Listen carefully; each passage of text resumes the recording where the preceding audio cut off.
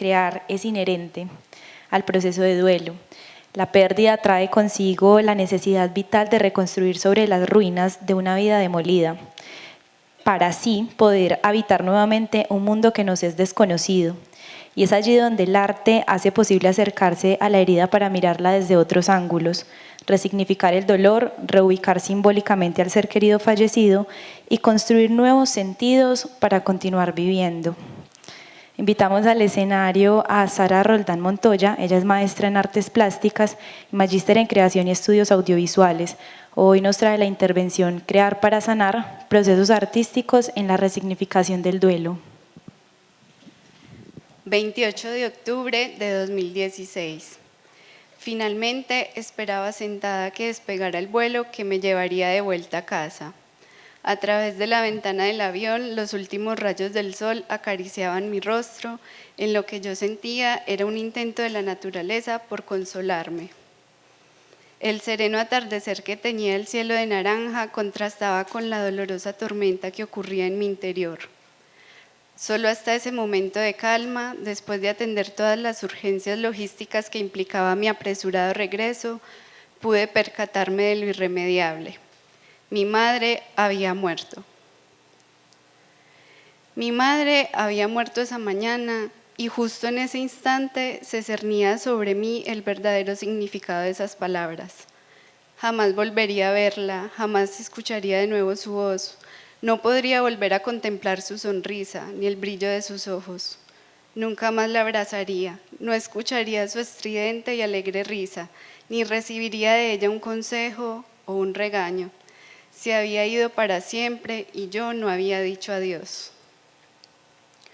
¿Cómo iba a saber yo que ese abrazo dado a la ligera antes de partir a un corto viaje con motivos académicos era el último abrazo que le daría en toda mi vida?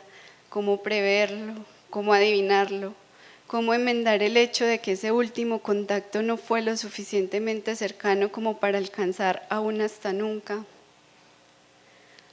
La muerte siempre había estado allí, como lo ha estado siempre para cada uno de nosotros, pero yo, como todos los demás, solo me había ocupado por los contratiempos de la vida y nunca había tomado conciencia de su inquietante cercanía ni de su inminente realidad. La vida de mi madre se había apagado como lo hacía en ese momento el día, y con él lo hacía también mi vida, la que había conocido hasta ese entonces y en la que siempre había estado ella. Dicen que morir es como volver a casa, regresar a ese todo al que realmente se pertenece después del viaje de aprendizaje que supone la vida material en la tierra. Que la muerte no es el final, sino un nuevo comienzo en un más allá que apenas alcanzamos a imaginar. No puedo tener certeza de la existencia de ese más allá. No sé dónde está mi madre ahora, ni siquiera puedo saber si ella sigue estando de algún modo. Pero de lo que sí estoy segura es de mi dolor y de que su muerte definitivamente es también la muerte del mundo en el que había vivido hasta esa mañana del 28 de octubre de 2016. Ahora yo, en esa otra muerte, debía regresar a casa, encontrarme con la ausencia de mi madre y emprender un trayecto de la mano de mi propio dolor que, sentada en el asiento del avión, aún no alcanzaba a imaginar. Buenos días, soy Sara Roldán y hoy quiero contarles cómo la creación artística me ha ayudado a construir nuevos sentidos para la pérdida de mi madre y me ha ayudado a transitar mi duelo. La verdad, debo confesarles que estoy muy nerviosa porque es la primera vez que comparto ante tantas personas una experiencia que es tan íntima y que ha sido tan significativa, y a la vez dolorosa, pero también enriquecedora. Y espero que los nervios no sean un impedimento para poder contarles cómo se pueden crear nuevos sentidos a partir de la creación artística. Bueno, pues lo primero que pensé al ponerle el título a esta conferencia fue que lo había hecho de manera muy espontánea. En el momento en que me percaté de eso, hasta me dio miedo porque usar la palabra sanar tenía muchas implicaciones. no alcanzaba como a dimensionar lo que significaba eso. Pero en vez de buscar lejos en etimologías y en definiciones conceptuales o tal vez desde la salud de lo que quería decir sanar, quise remitirme a ese primer momento en el que conocí el significado de la palabra sanar. Y creo que es una experiencia que compartimos muchos, y es que cuando yo me aporreaba, mi mamá llegaba y cantaba sana, que sana culito de rana, si no sana soy sanarás mañana. Y ahí fue cuando aprendí lo que quería decir sanar. Las mamás con eso no quitan el dolor no desaparece, pero el hecho de sentirnos acompañados en esa experiencia de dolor, de saber que hay alguien ahí para nosotros, hace que el dolor sea más llevadero.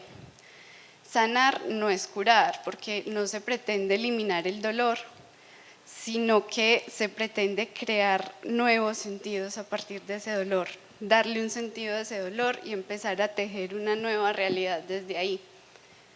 Eso es lo que quiero mostrarles hoy, que podemos hacer con la creación.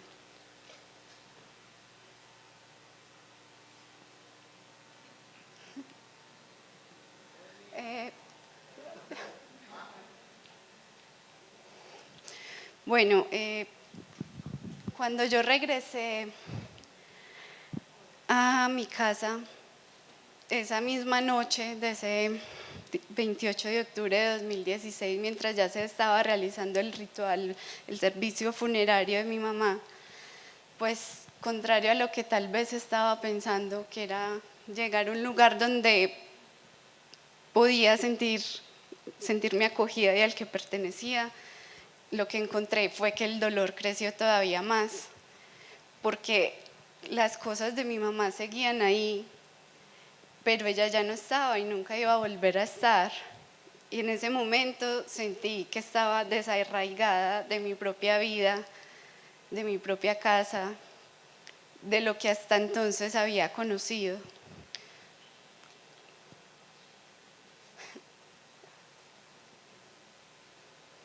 Y esa experiencia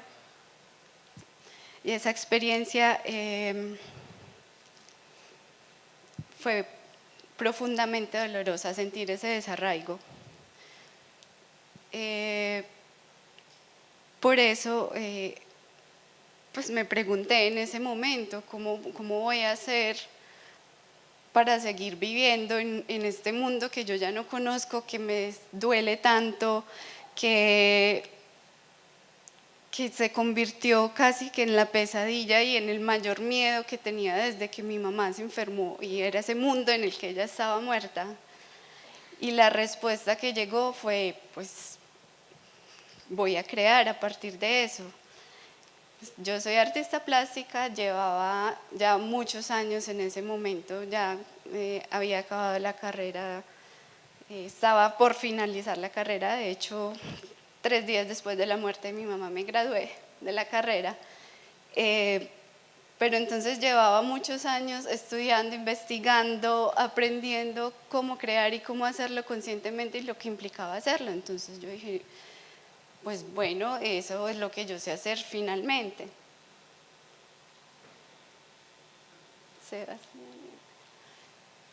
Y bueno, el enorme dolor junto con el desorden cognitivo y emocional que genera la pérdida exige con urgencia reconstruir un nuevo sentido para poder seguir viviendo en un mundo que nos es desconocido. Es necesario emprender un duelo, un proceso creativo que permita otorgar orden y coherencia a todo el caos ocasionado por la pérdida y que además brinde la posibilidad de construir un nuevo mundo sobre los escombros del que ha sido demolido.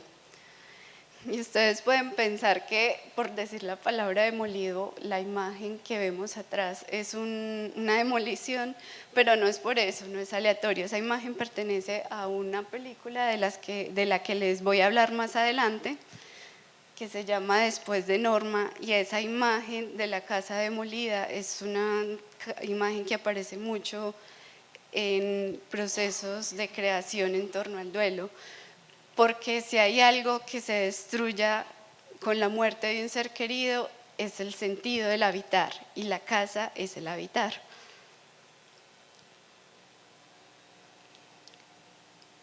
Por eso, esa urgencia de crear a partir de allí nos lleva a decir que el duelo es un proceso creativo.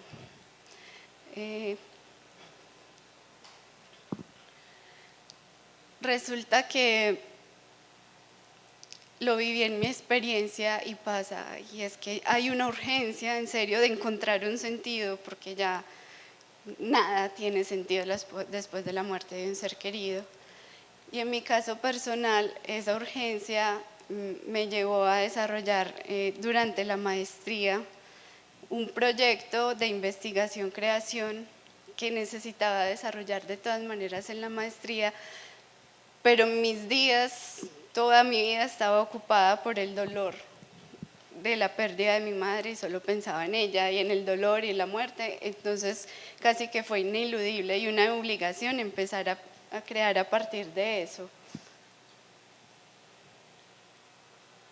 ¿Cómo es que el duelo es un proceso creativo? Resulta que los seres humanos, además de muchas cosas que podemos llegar a hacer, somos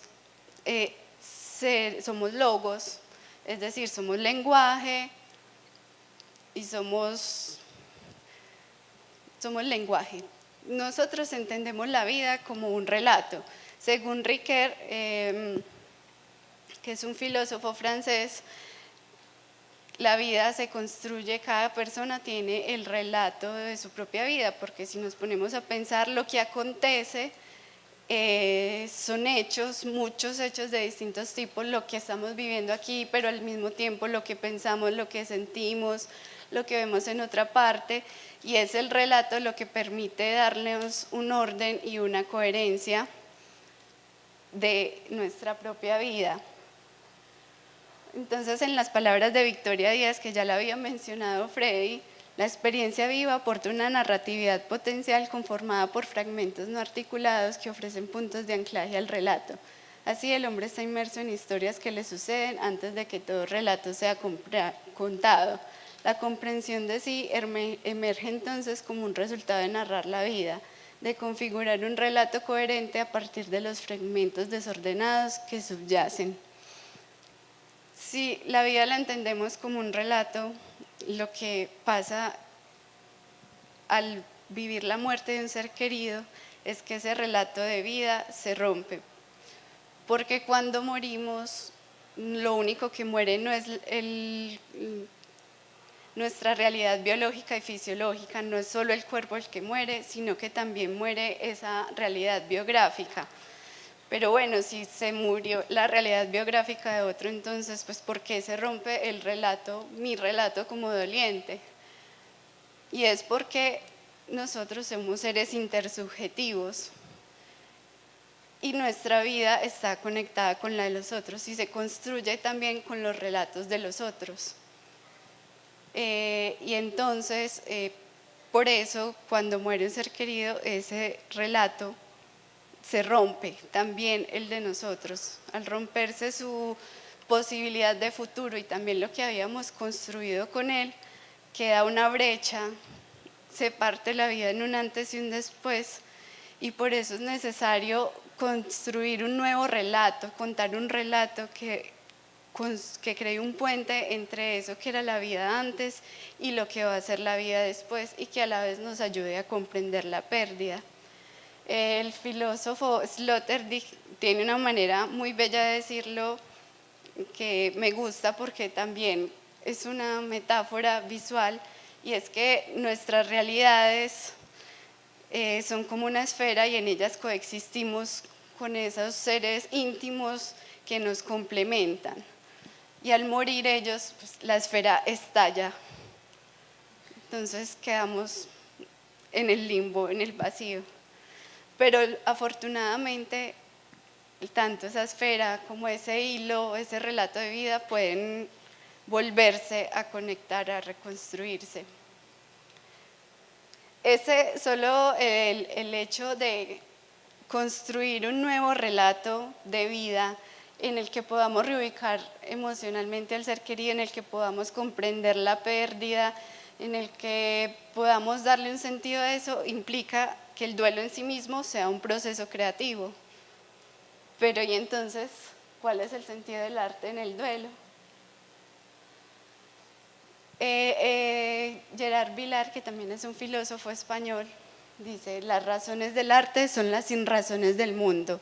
El daño, el dolor, la violencia, el terror, la muerte o la injusticia, pero también los misterios, lo incomprensible e indecible como la belleza, el amor, el destino o la felicidad. Esas razones se nos abren y se nos comunican en las obras de arte cada vez que somos capaces de reconocerlas. De esta manera podemos decir que lo que le da sentido al arte, lo que le da la razón de ser al arte, muchas veces es tratar esos temas que de otra manera no se pueden tratar. Y el arte es otra forma de conocimiento, diferente a la ciencia, diferente a la filosofía, y a través de él podemos comprender otras cosas que no es posible de otra manera, porque ese conocimiento se da en la experiencia estética, donde nos comunicamos con la propia obra. Por eso en el arte se abren nuevos espacios de sentido, se crea un mundo donde antes no lo había. Y si alguna función tiene el arte es crear sentido. Heidegger, otro filósofo, hablaba de que la obra de arte abre mundo en el sentido precisamente que se crean nuevos significados al interior de esa obra, y ahí puede acontecer la verdad en esa experiencia estética. Cuando él dice acontecer la verdad, no se refiere a ese absoluto de lo que es así, no puede ser de otra manera, sino que está precisamente ligada a esa construcción de significados. Y pues si el sentido que construimos cada uno de nosotros es subjetivo, la obra a cada uno de nosotros, y no solo la obra, sino el proceso de creación de la misma obra, nos comunica lo que necesitamos ver de la obra. Yo siempre he defendido que cada quien ve en una obra de arte, en una imagen, lo que necesita que esa imagen le diga.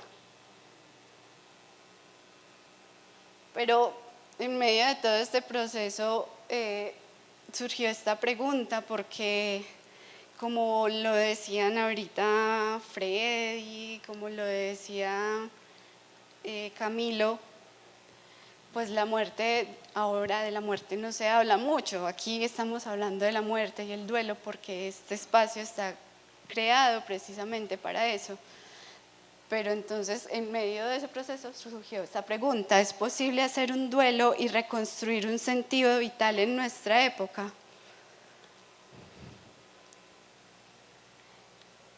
Y para eso traje estas citas de Philippe Ariès sobre la relación y las miradas que se tienen sobre la muerte en la época actual. La muerte, antaño tan presente y familiar, tiende a ocultarse y desaparecer. Se vuelve vergonzosa y un objeto de censura. Una pena demasiado visible no inspira piedad sino repugnancia, es señal de desarreglo mental o de mala educación. Es mórbido, no se tiene derecho a llorar salvo que nadie vea ni escuche.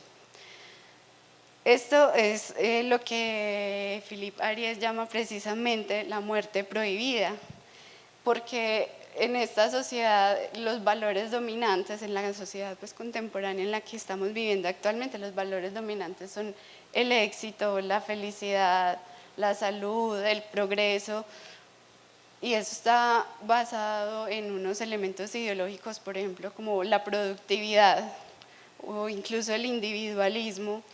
Y entonces, si toda la sociedad tiende hacia allá, si está casi que esa dictadura del ser feliz, pues una persona en duelo queda por fuera de esa sociedad, por decirlo de alguna manera, no pertenece ya a eso, no le sirve, no le es útil a la productividad, ya no funciona.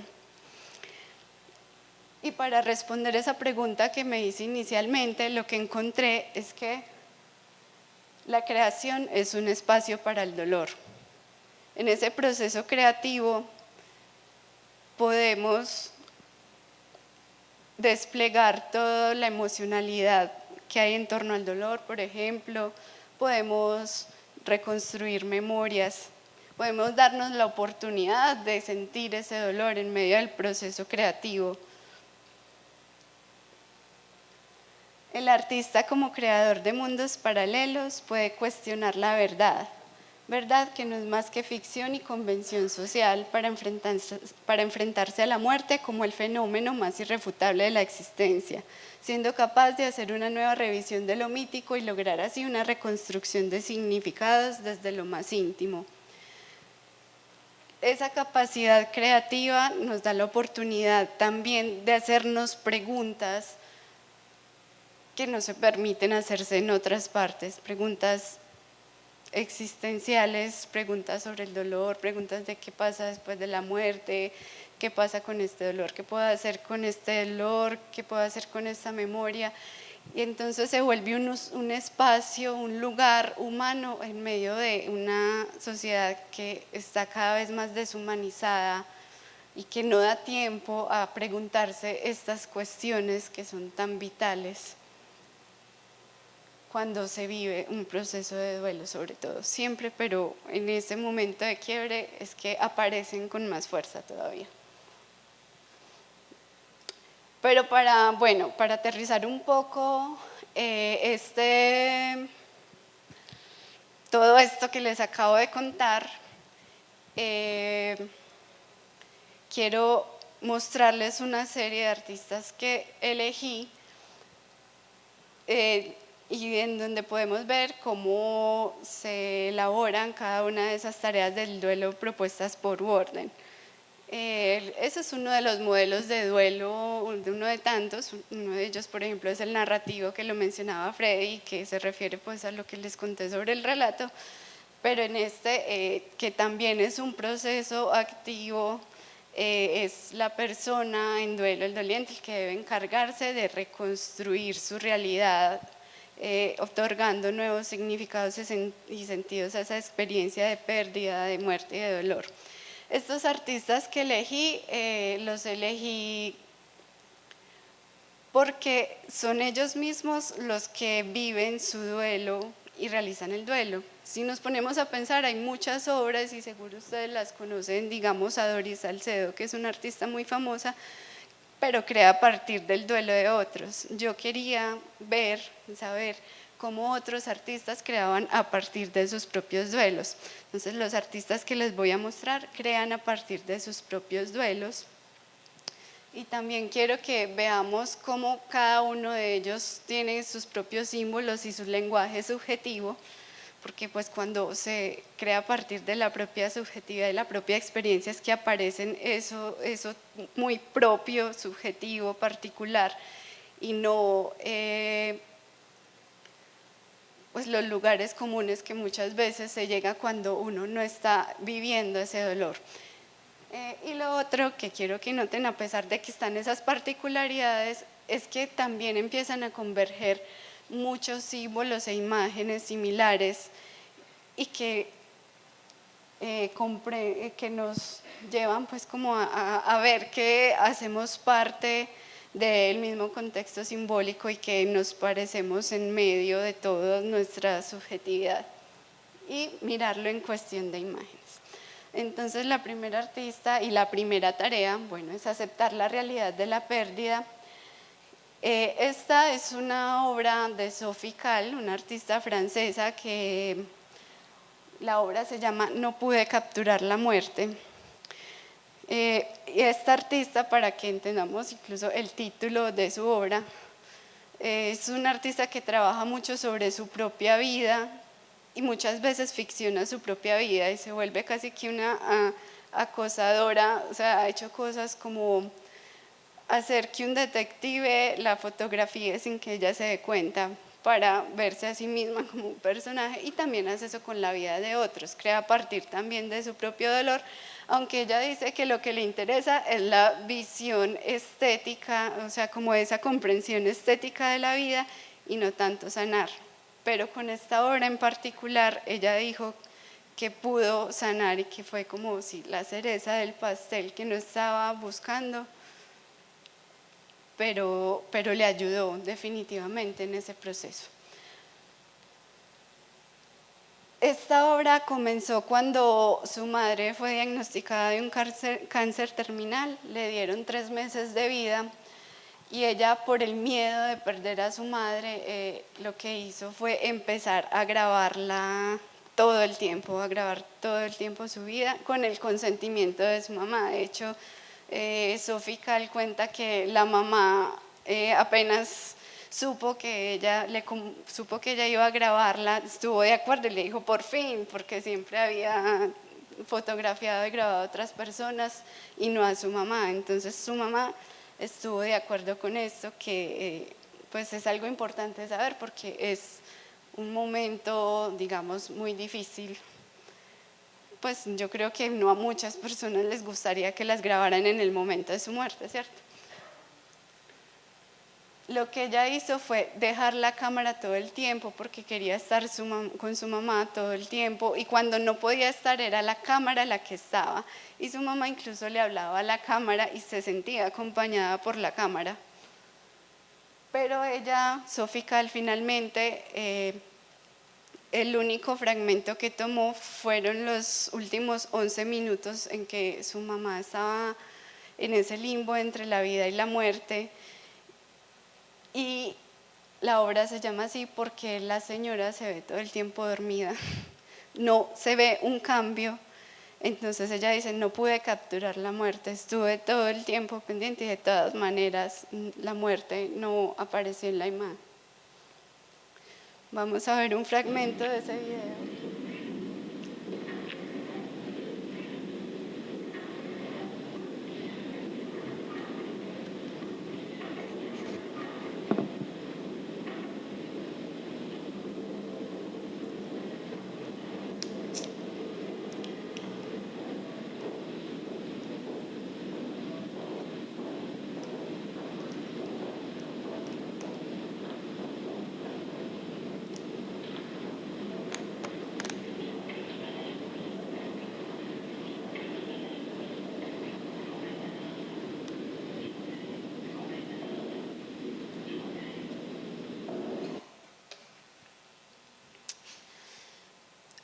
Este tipo de obras sobre el duelo, la mayoría de ellas, digamos que no son lo que estamos acostumbrados a ver, sobre todo las audiovisuales, refiriéndome a las audiovisuales, no es lo que estamos acostumbrados a ver en el cine de Hollywood.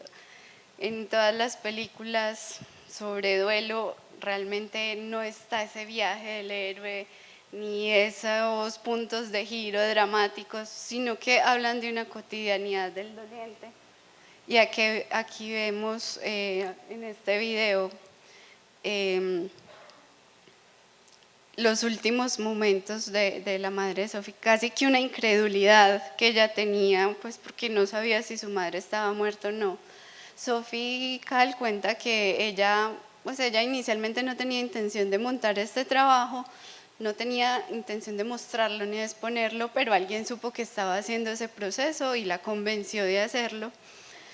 Y en ese momento ella pues montó su trabajo en un museo, pero ella dice, yo sentí eso como un trabajo cualquiera, como montar la obra, no sentí nada emocionalmente. Después de todo ese trabajo, que pudo ver su obra, y en ese momento fue que constató la pérdida de su madre, que es una de las partes fundamentales en aceptar la realidad de la pérdida, y se dio cuenta que la que estaba en esas imágenes era su madre. La otra tarea, trabajar las emociones y el dolor, está un artista japonés que se llama Motoi Yamamoto. Moto Yamamoto perdió a su hermana cuando ella tenía solamente 25 años de un cáncer cerebral, y él dice que para él fue muy difícil, muy difícil aceptar la realidad de la muerte. Para él fue absolutamente incomprensible y algo que le tomó mucho trabajo. Él cuenta que estos trabajos él los hace con sal, y es porque la sal es en Japón un símbolo de purificación. Es también con lo que se hace un intercambio y se lleva pues a los templos como ofrenda.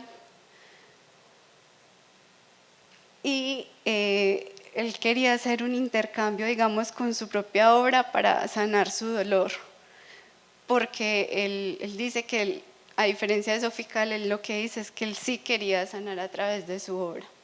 Entonces, la primera obra, que lamentablemente no la encontré, pero él relata, es que hizo unos bloques con sal simulando el cerebro de su hermana como para purificar, como una forma de purificar la enfermedad que ella tenía.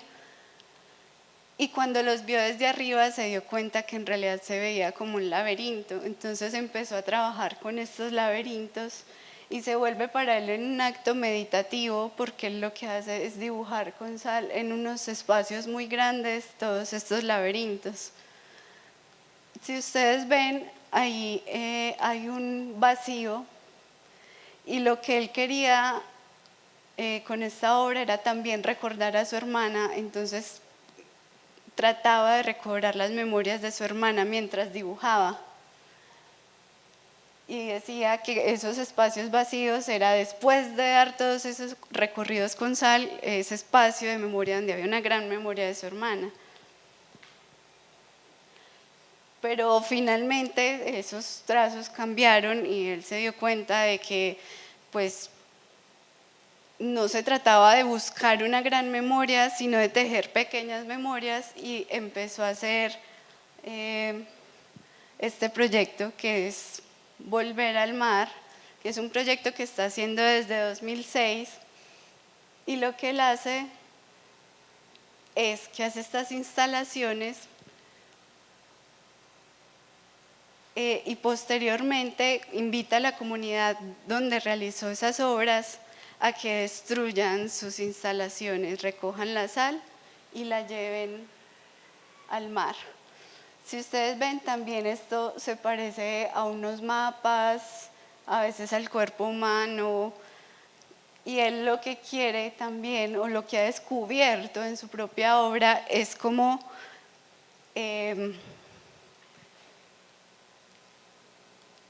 la muerte hace parte de la vida y de ese ciclo natural de la vida y de la naturaleza. Pensando en las memorias de su hermana, fueron apareciendo estas cosas, estas imágenes que remiten a eso, y finalmente llegó a esa conclusión. Y eso, digamos que él lo simboliza sobre todo muy fuerte cuando invita a la comunidad a destruir la sal, a destruir las instalaciones con sal, la recogen. También es como una referencia a lo efímero y a esos mandalas que hacen muchas veces los budistas tibetanos, que tienen mucho trabajo, pero no importa, porque lo que importa es que somos efímeros y finalmente se destruyen. Entonces la recogen y la tiran al mar, y él lo que le pide a las personas que recogen la sal es que le manden fotos también de esa parte.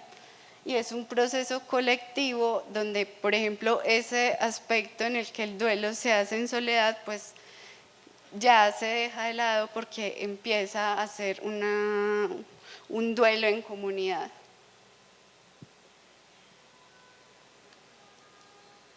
Esta es la película que les mencioné ahorita, que trata sobre adaptarse a un medio donde el fallecido ya no está.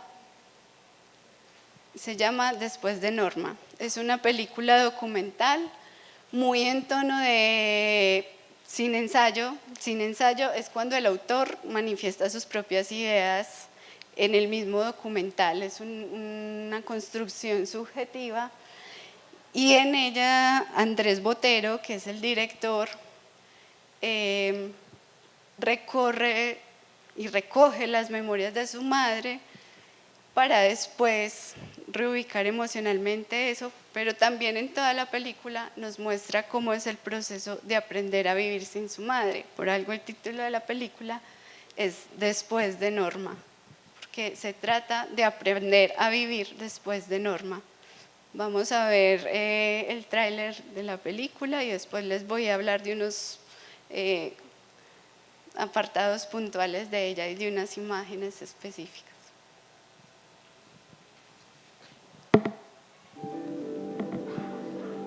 Estamos reunidas en la casa de Jorge Botero. Estamos reunidas en la casa de Jorge Botero al reinado, unas candidatas al reinado hacia esta filmación, porque en realidad no ella dice que solo cine, porque en realidad ella dice que solo cine.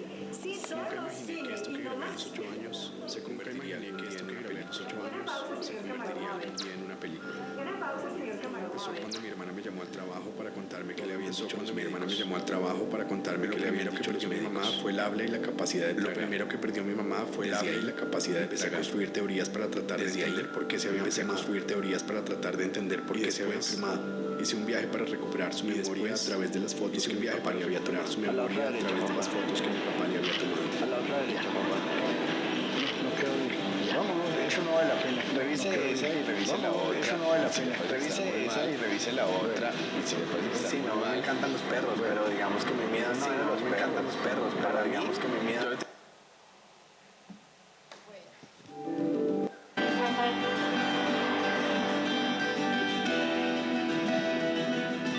Sí, tengo una teoría de la enfermedad de mi mamá, pero no la quiero decir en la cámara. Yo no tuve otra opción que filmarlo todo. Bueno, ahí vimos un pedacito de lo que se pudo por los inconvenientes técnicos. Estamos reunidas en la casa de Jorge Botero y Norma, unas candidatas al reinado de la belleza de Sonsón. Ella estaba un poco reacia a esta filmación porque en realidad no, ella dice que solo cine. Solo cine y no más. Nunca imaginé que esto que grabé a los 8 años se convertiría algún día en una película. Una pausa, señor camarógrafo. Todo empezó cuando mi hermana me llamó al trabajo para contarme qué le habían dicho los médicos. Lo primero que perdió mi mamá fue el habla y la capacidad de tragar. Desde ahí, empecé a construir teorías para tratar de entender por qué se había enfermado. Y después, hice un viaje para recuperar su memoria a través de las fotos que mi papá le había tomado. A la otra derecha, papá. Ya. No quedó bien. Vámonos, eso no vale la pena. Revise esa y revise la otra. Y si le parece que están muy mal, bueno. Pues sí, no, me encantan los perros, pero digamos que mi miedo no eran los perros. Para mí, yo le tenía miedo a usted.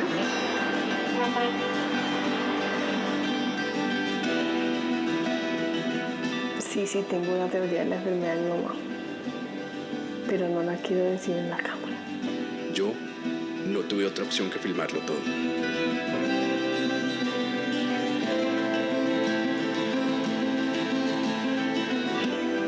¿A quién quiere más? ¿A tu mamá o a Mari? A mi papá, ¿Ah, sí, a mi papá? Ah, chatito. ¿Hasta dónde me quiere? ¿Acercarlo? Ah, bueno.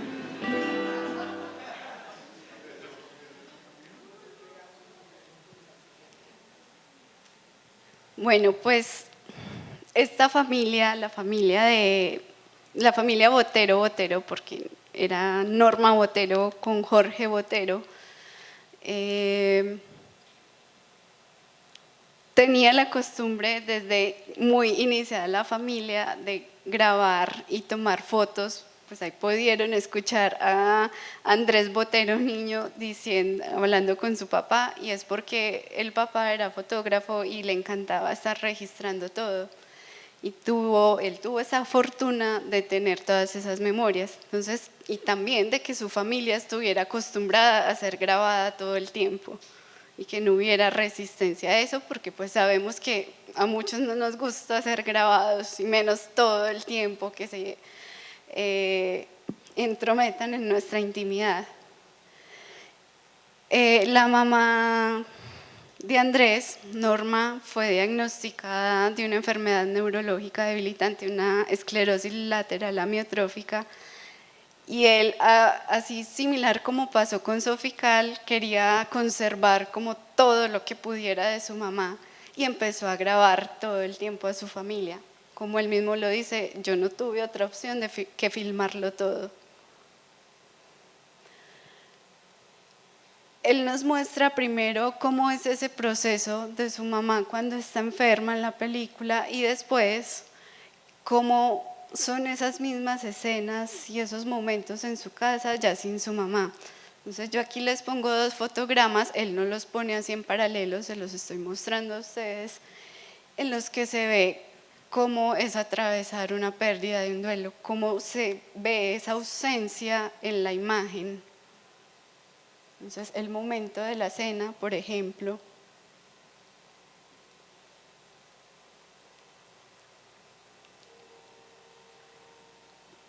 en esta película, él también, esa tarea de aprender a vivir, donde el ser fallecido, el ser querido fallecido ya no está, la hace reconstruyendo la relación con su padre, que no era una relación fácil. Ustedes vieron en el tráiler que decía, yo le tengo miedo a usted en relación a los perros. Porque el papá una vez lo obligó a posar con un perro cuando era niño, él no quería estar con el perro, entonces hace esa reflexión a partir de ahí. Y de lo que se trata la película no es solo de mostrar como esa soledad y esa ausencia que quedó después de que murió su mamá, sino también de cómo él está reconstruyendo esa relación con su papá y que cambió completamente cuando su mamá ya no fue la mediadora en esa relación con él. Aquí vemos a Jorge y a Norma Botero juntos y a Jorge Botero pues, en el mismo lugar de la casa, ya sin Norma Botero. También nos muestran cosas como revisar y recoger y decidir qué hacer con las pertenencias del ser querido fallecido. Entonces, por ejemplo, en este primer fotograma se reparten las joyas que tenía la mamá, en el segundo están sacando toda la ropa. Y una anécdota muy particular que surge en la película en relación a esta tarea del duelo es que en algún momento hubo una pelea entre Jorge y su papá porque quién lavaba los platos, porque los platos se quedaban 3 días o más sin lavar. Entonces tuvo que mediar su hermana incluso para decidir qué hacer con eso. Y Andrés Botero decía como, pues es que mi mamá hacía todo aquí, incluso estando enferma, nosotros la verdad es que somos muy inútiles. Entonces tuvieron que aprender a hacer cosas tan simples como lavar los platos. Aquí vemos a su mamá cuando le diagnosticaron la enfermedad, ya estaba diagnosticada en la cocina y después Andrés Botero lavando los platos. Entonces, lo que les decía, son escenas muy cotidianas, pero en las que se puede ver todo ese proceso de duelo. Y no solo esta película habla de aprender a vivir sin el ser querido, sino también a cómo se reubica emocional y simbólicamente ese ser querido. Aquí está su hermana tirando las cenizas de su mamá en un lugar que escogieron, en un ritual muy personal que hicieron su hermana. O sea, eran 2 hermanas, pero una de ellas vivía en el exterior, entonces su hermana, Andrés y su papá. Y finalmente este viaje sí es sobre todo de Andrés con su papá, como les decía, y de cómo empezar a sanar la relación. También vieron en el tráiler que estaban intentando comprender la enfermedad de su mamá, los hermanos, pues Andrés y también sus hermanos, y también lo que pasa es que nos muestran que su familia, a pesar de que tuvieran tantas fotos y recuerdos que se ven alegres y bonitos, al interior en realidad era muy dolorosa y compleja esa relación, como son pues, todas las relaciones humanas. Y lo que aprendió, una de las cosas que aprendió Andrés con esto fue a que iba a hablar las cosas que pasaban en su familia. En su familia todo era silencio y él relacionó los primeros síntomas de su mamá, que fue perder el habla, con ese silencio que había en la familia y decidió que de ahora en adelante iba a hablar las cosas, aprender a hablar y hablar con su papá también. Otra de esas formas en que reubican simbólicamente a Norma haciendo un viaje a Sonsón. Ellos vivían en Bogotá. Entonces hacen un viaje a Sonsón donde Norma pasó su infancia, su juventud y los primeros momentos de vida que compartió con Jorge. Y hacen este ejercicio de comparar el recuerdo con el espacio físico, de volverla a ubicar allá.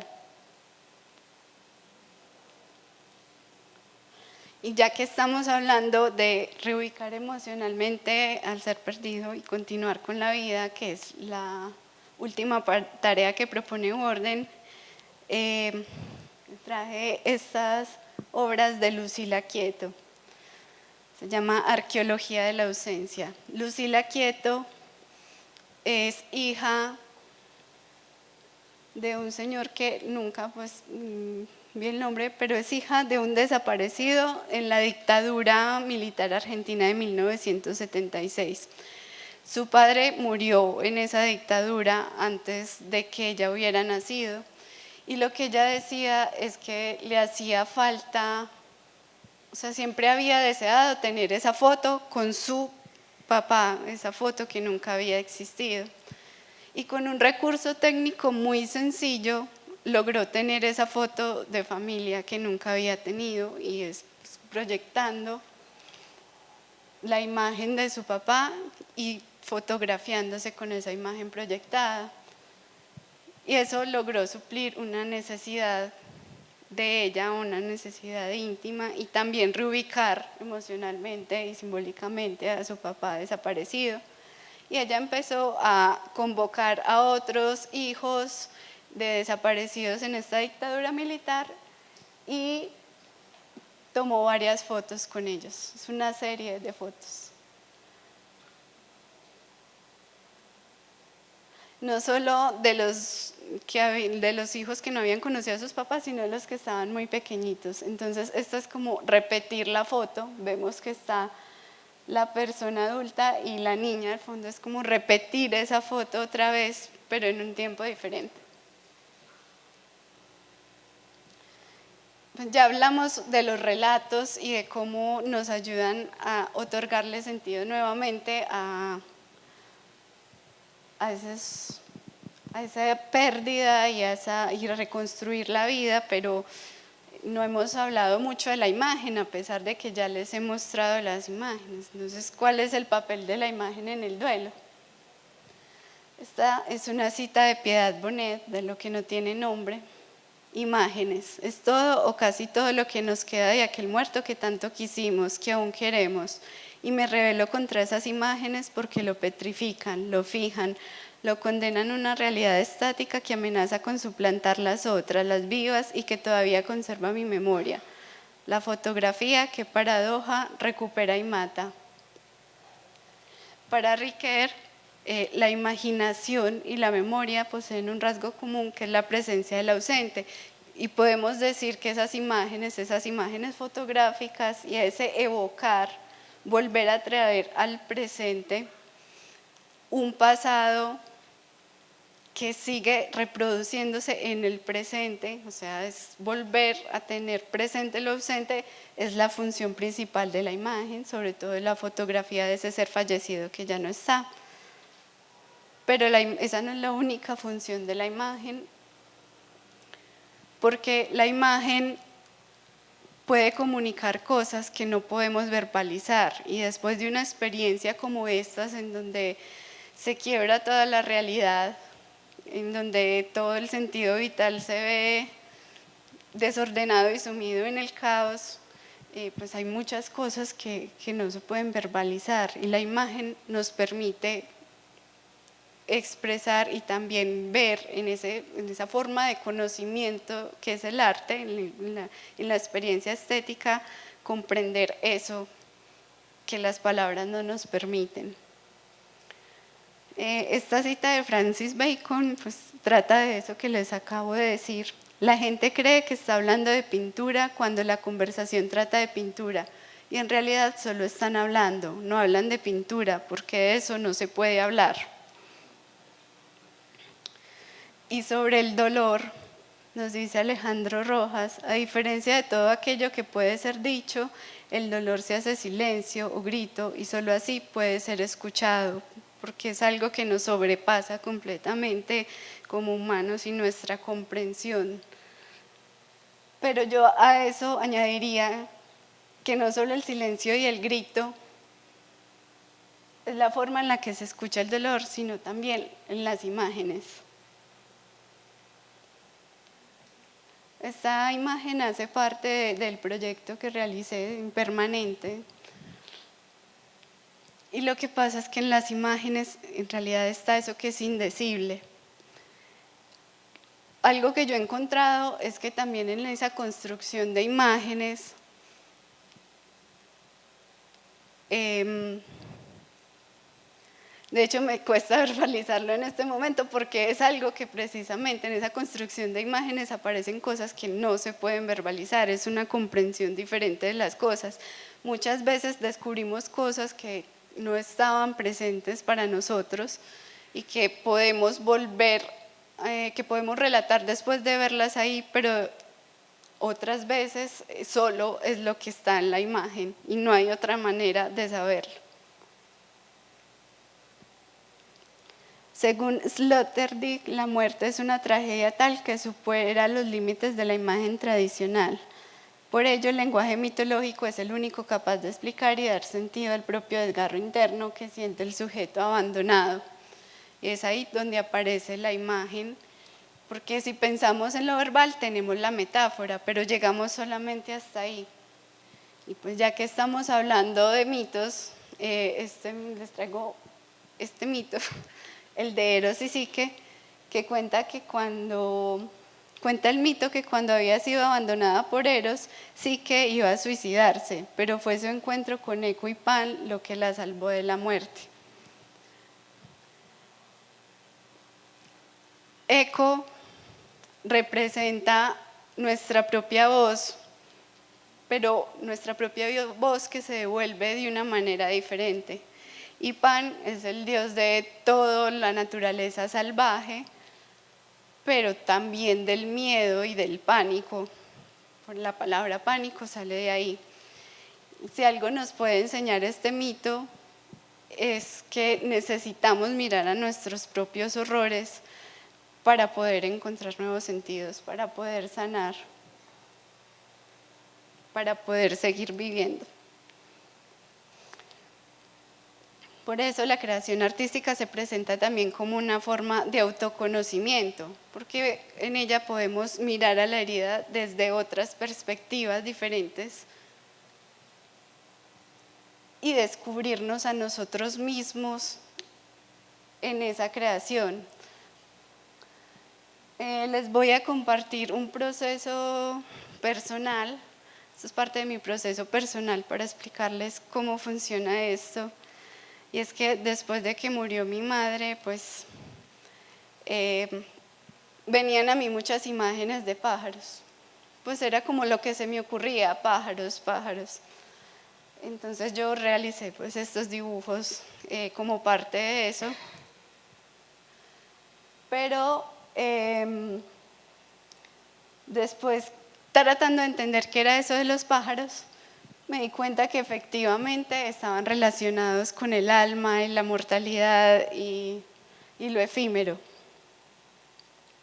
Sin embargo, no llegaba hasta ahí, porque profundizando en esa idea de los pájaros,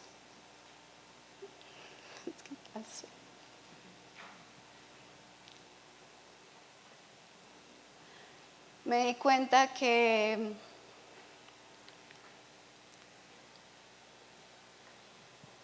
vamos a ver qué pasa pues con estas diapositivas. Profundizando con esta idea de los pájaros, me di cuenta que realmente estaban vinculados a una historia personal, en la que mi mamá, pues al frente de nuestra casa tenemos un comedero donde ponemos comida a los pájaros. Desde hace mucho tiempo, desde que yo era chiquita, y en 2 ocasiones habían unos azulejos que llegaron al balcón muy malheridos. El primero mi mamá lo recogió, lo cuidó y logró recuperarlo, y el pajarito se salió volando. Pero el segundo pajarito, aunque mi mamá le dio los mismos cuidados, él murió. Entonces está relacionado, me di cuenta que esa imagen de los pájaros me ayudaba a comprender también, como a sanar esas culpas de cómo, a pesar de que cuidé a mi mamá, no era mi culpa que hubiera muerto, porque es algo que simplemente pasa. Así fue como realicé pues este proyecto de Impermanente, en donde lo que hice fue recoger esos relatos de vida, como ese de los pájaros, y tratar de cruzar esas metáforas y esas imágenes con mi historia de vida y comprender más profundamente mi pérdida.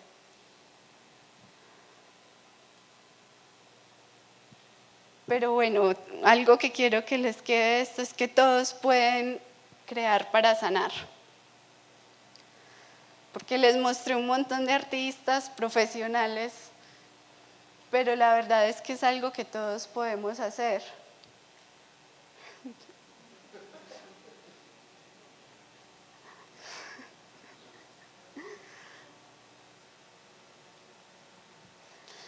Pero yo no les voy a mentir, y esto va con una advertencia, y es que es un proceso muy doloroso y muy difícil.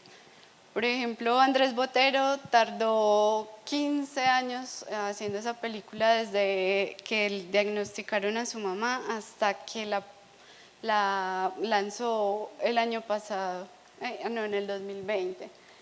Y Yamamoto, su hermana, murió en 1994 y es el momento en el que sigue trabajando sobre ese duelo. Y es que el tiempo del duelo es un tiempo muy diferente al de la vida, de la productividad sobre todo, y a esos tiempos que nos exige la sociedad. Entonces quiero leerles esta cita. Poco a poco comienzo a comprender el absurdo de la tarea que he emprendido. Tengo la sensación de que intento llegar a algún sitio como si supiera lo que quiero decir, pero cuanto más avanzo, más me doy cuenta de que el camino hacia mi objetivo no existe.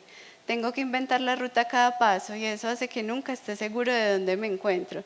Tengo la impresión de que me muevo en círculos, de que vuelvo constantemente atrás o de que voy en varias direcciones a la vez. Incluso cuando consigo avanzar un poco, no estoy muy seguro de hacerlo en el rumbo correcto. El hecho de que uno vague por el desierto no quiere decir que necesariamente haya una tierra prometida. Ha habido una herida y me doy cuenta de que es muy profunda. Y el acto de escribir, en lugar de cicatrizarla como yo creía que haría, ha mantenido esa herida abierta. En lugar de enterrar a mi padre, esas palabras lo han mantenido vivo, tal vez mucho más que antes.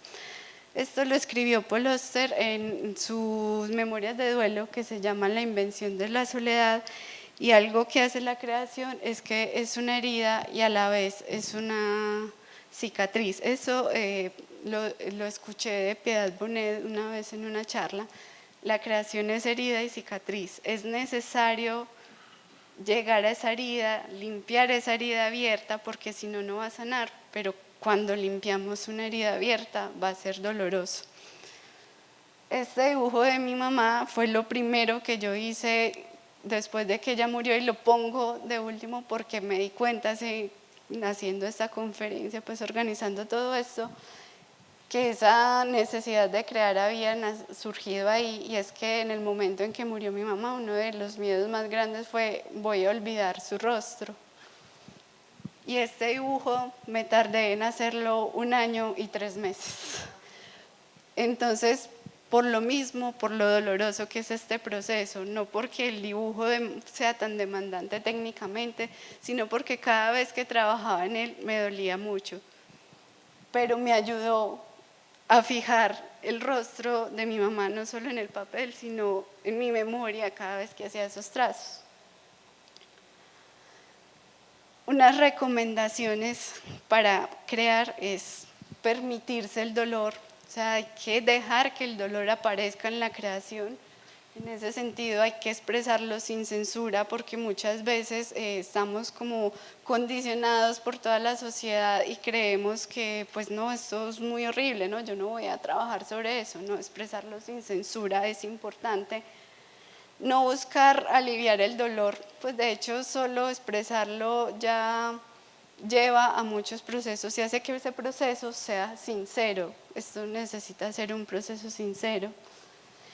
Y lo que les decía del dolor y de por qué esto tarda es porque pues sigue como escarbando la heridita pues pero finalmente lleva a sanarla. Entonces hay que parar también, descansar, porque si no, digamos que antes se hace uno daño en estos procesos.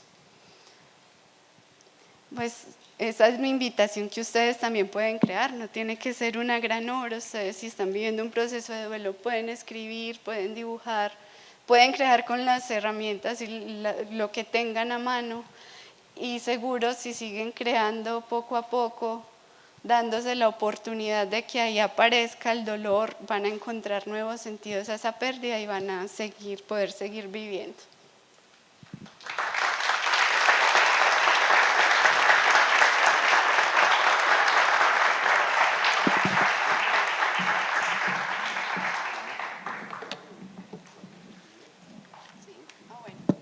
Que aquí Andrés me dice que pues tenía un video, pero como ya estaba corta de tiempo no lo puse. Les voy a mostrar el video de Impermanente, que es una videoinstalación narrativa, pero esto es una prueba piloto porque el proyecto para tratar todas esas memorias, digamos que es muy ambicioso. Fue una prueba piloto que hice también instalada, y este es el teaser para que vean algo de cómo aparecen esas escenas y la relación que hago de mi mamá con los pájaros y su enfermedad y esas ideas del cuidado.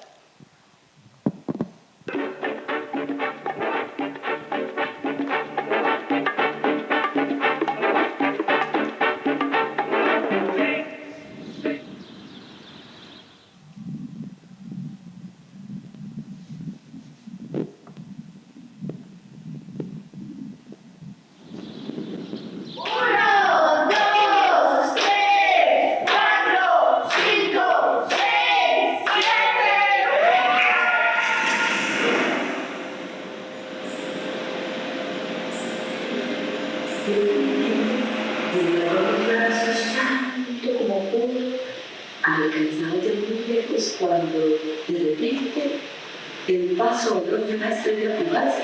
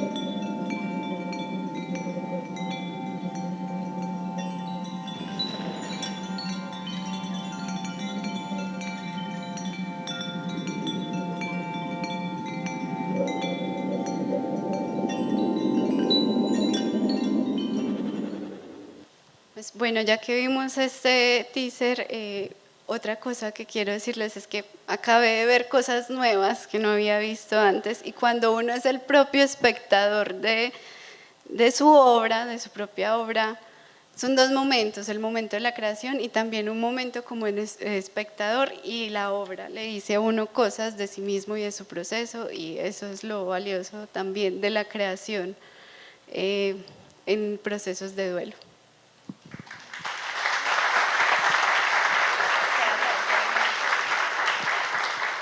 Bueno, si tienen alguna pregunta para Sara.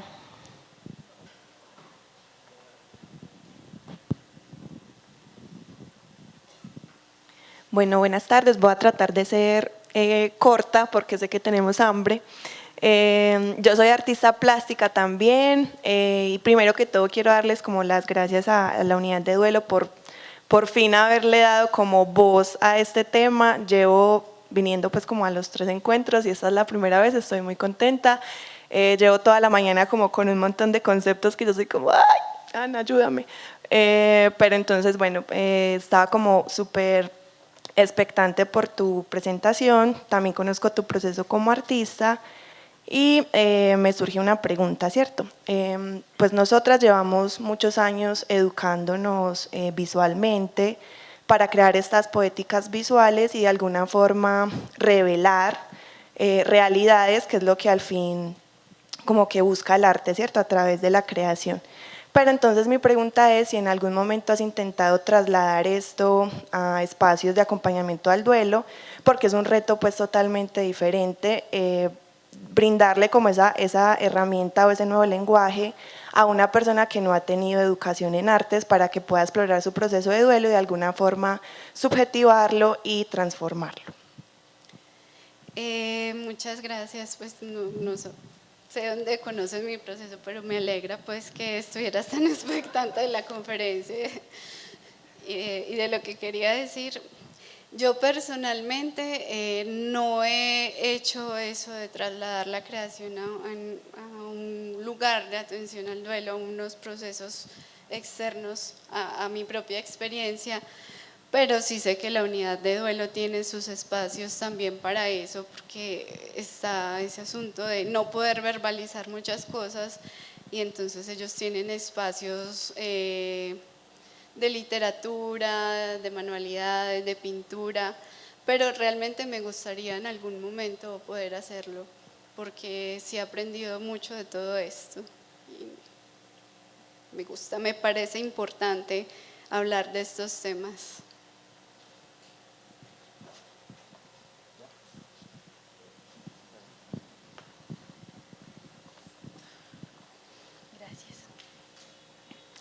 Bueno, primero que todo felicitarte por tu valentía para contarnos algo tan propio. Y lo segundo es una pregunta. De por sí la creación es un continuo, ¿no? Es como difícil decir aquí termina la obra. Sin embargo, me nace la pregunta si consideras algún espacio, momento, sentir, situación ideal que hayas previsto para decir ahí terminaría la obra con mi madre o con este tema. Realmente no, en este momento no. De hecho, este proyecto, cuando dije que era muy ambicioso, es porque es un guión con muchas escenas, pero para trasladarlas al espacio, porque también el duelo se vive sobre todo desde el cuerpo, que ya últimamente pues estamos como muy acostumbrados a la imagen bidimensional y como que se nos olvida el cuerpo y por eso quería pues ponerlo también en el espacio. Y de hecho ese guión sigue abierto, porque al final de todo ese recorrido, es una instalación que es un recorrido, hay unos momentos, unas escenas que aparecen como lo que he aprendido de ese proceso y sobre todo esa parte ahí está abierta, no está terminada y siguen apareciendo todavía muchas cosas en relación al duelo por mi mamá, entonces no, en este momento no. Si en algún momento va a pasar, no sé, pero en este momento sigue abierto ese proceso y activo.